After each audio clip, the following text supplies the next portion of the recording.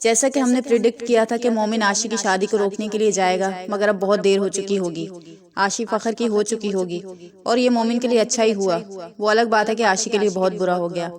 अब उसे पता चलेगा कि मोमिन जैसे अनमोल हीरे पर यकीन ना करके उसने अपने लिए बर्बादी को खुद खरीद लिया है। अब सिवाय पछतावे के कुछ हासिल नहीं होगा, क्योंकि फखर कभी नहीं सुधरेगा। अगर शौहर ख्याल करने वाला हो तो औरत अपने पहले प्यार को भूल जाती है और अपने माजी की यादों को दोहराना तक गवारा नहीं करती। मगर फखर जैसी घटिया जहनियत का मालिक इंसान उसे जिंदगी के हर मोड़ पर अजियत के सिवा कुछ नहीं देगा।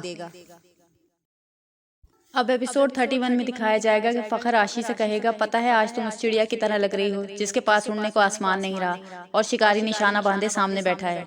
तुमने तो कभी सोचा भी नहीं होगा जिससे तुम नफरत करती हो, एक रात वो तुम्हारा मालिक बना बैठा होगा।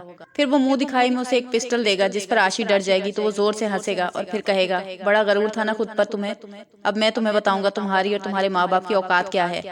अब वो अगले पिछले सारे बदले बराबर करने वाला है। अब तो वो आशी को अपने माँ बाप से मिलने की भी इजाजत नहीं देगा और उसे कैदियों जैसी जिंदगी गुजारने पर मजबूर कर देगा और उस पर तशद्दुद भी करेगा। उधर आंसा आपा और मोमिन से मिलने उसके घर जाएगी और कहेगी, आशी की मोहब्बत झूठी नहीं थी, बस वो हार मान गई। मोमिन अब तुम उसको भूल जाओ।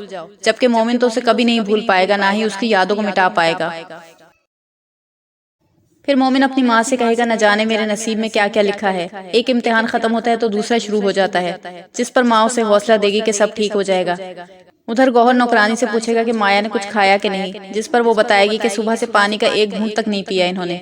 जिस पर गौहर कहेगा, कुछ खिला देना इसे, क्योंकि पछताने के लिए जिंदा रहना बहुत जरूरी है। फिर वो जाने लगेगा तो माया उसका हाथ पकड़कर रोने लगेगी, क्योंकि अब तो उसकी माँ भी नहीं रही, वो इस दुनिया में बिल्कुल तन्हा रह गई है, जिसकी जिम्मेदार वो खुद है।